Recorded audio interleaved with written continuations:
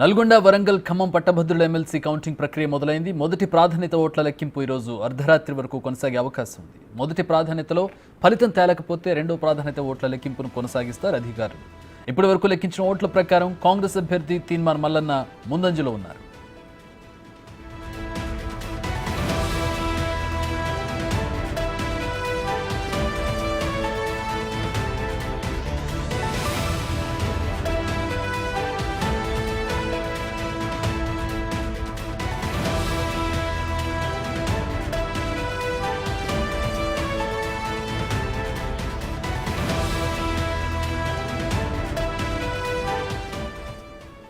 మా ప్రతినిధి పుల్లారావు జాయిన్ అవుతూ ఉన్నారు. లెక్కింపుకు సంబంధించి మరిన్ని వివరాలు అడిగి తెలుసుకుందాం. పుల్లారావు, లెక్కింపు ఏ విధంగా జరుగుతోంది? తీన్మార్ మల్లన్న ముందంజలో ఉన్నట్టుగా తెలుస్తుంది, వివరాలు ఏంటి? చక్రి, వరంగల్, ఖమ్మం, నల్గొండ పట్టభద్రుల ఎమ్మెల్సీకి సంబంధించినటువంటి కౌంటింగ్ ప్రక్రియ కొద్దిసేపటి క్రితం ప్రారంభమైందని చెప్పవచ్చు. అంటే ఉదయం 8 గంటల నుంచి ఒక కౌంటింగ్ ప్రక్రియకు సంబంధించినటువంటి కార్యక్రమాలు అనేవి కొనసాగుతున్నాయి. ముందుగా పోలైనటువంటి ఓట్లన్నింటినీ కూడా వాళ్ళు మొత్తం కూడా బండల్స్ గా, అంటే 25 ఓట్ల చుట్టూ కూడా బండల్స్ గా కట్టినట్టు కార్యక్రమం అయిపోయింది. ఇది మొత్తం కార్యక్రమం కంప్లీట్ కావడానికి 3 గంటల వరకు సమయం పట్టింది. తర్వాత 4 గంటల నుంచి ఈ ఓట్ల లెక్కింపు కార్యక్రమాన్ని మాత్రం చేపట్టారు అని చెప్పవచ్చు. మొత్తంగా 96 టేబుల్స్ ని ఏర్పాటు చేసేసి ఈ 96 టేబుల్స్ లో ఓట్ల లెక్కింపు అనేది చేయాలని చెప్పి భావించడం జరిగింది. అదేవిధంగా సిబ్బందిని కూడా ఏర్పాటు చేయడం జరిగింది. ఎందుకంటే గతంలో 50 టేబుల్స్ మాత్రమే ఏర్పాటు చేసినట్లయితే మాత్రము ఓట్ల లెక్కింపు అనేది చాలా సమయం పట్టడం జరిగింది. సో ఆ యొక్క సమయాభావం తగ్గించడం కోసం అని చెప్పేసి ఇప్పుడు టేబుల్ సంఖ్యను కూడా పెంచడం జరిగింది. అదేవిధంగా సిబ్బందిని కూడా పెంచిన పరిస్థితి ఉందని చెప్పవచ్చు. మొత్తంగా 96 టేబుల్స్ వేసేసి ఒక్కొక్క టేబుల్ కి 1000 ఓట్ల చొప్పున కూడా, అంటే బండిల్స్ పంచడం జరిగింది. అంటే ఒకే రౌండ్ లో 96,000 ఓట్ల కౌంటింగ్ అనేది కొనసాగే అవకాశం ఉంది. ప్రజెంట్ గా చూస్తే మాత్రం పోలైన ఓట్లు 3,36,000 ఓట్లకు పైగా పోల్ కావడం జరిగింది. దాంట్లో ఇన్వాలిడ్ ఓట్లను తీసివేయగా దాదాపు 3,10,000 నుంచి 3,15,000 ఓట్ల వరకు పోల్ అయ్యే అవకాశం అయితే ఉంది. సో వీటికి సంబంధించి కౌంటింగ్ ప్రక్రియ అనేది ప్రారంభం కావడం జరిగింది. మొదటి రౌండ్ కు సంబంధించేసి అంటే 96,000 ఓట్ల లెక్కింపు అనేది కొనసాగుతూ ఉండడం జరిగింది.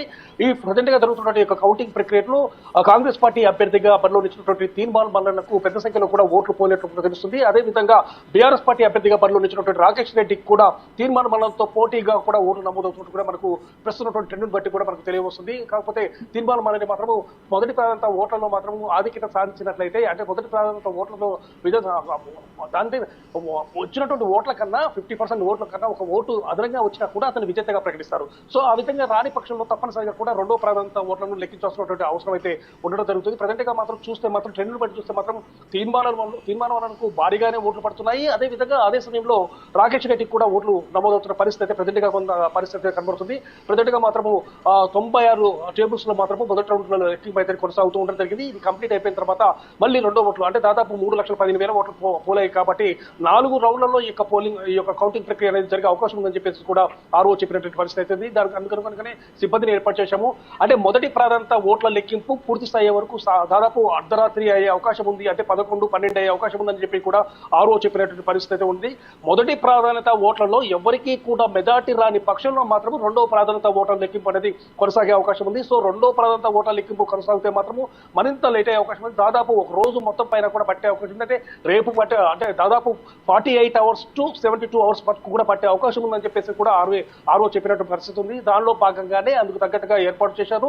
సిబ్బందిని కూడా 24/7 రౌండ్ క్లాక్ సిస్టమ్ ప్రకారం కూడా వాడుతున్నట్టు పరిస్థితి. షిఫ్ట్ వైజ్ గా ప్రతి షిఫ్ట్ లో 900 మంది సిబ్బందిని కూడా వినియోగిస్తున్నారు. సో ఆ విధంగా రౌండ్ ది క్లాక్ సిస్టమ్ ప్రకారం సిబ్బందిని వినియోగిస్తూ ఓట్ల లెక్కింపు అనేది ఎక్కడ కూడా ఎలాంటి ఆగకుండా నిరంతరంగా కొనసాగే విధంగా, ఫలితం తొందరగా తేల్చే విధంగా కూడా అధికారులు చర్య చేపట్టడం జరిగింది. సో మొదటి ప్రాంత ఓట్ల లెక్కింపు పూర్తి కావడానికి అంటే 11 లేదా 12 గంటలు పట్టే అవకాశం స్పష్టంగా కనబడుతుంది. Chakri, thanks for the updates Pullarao.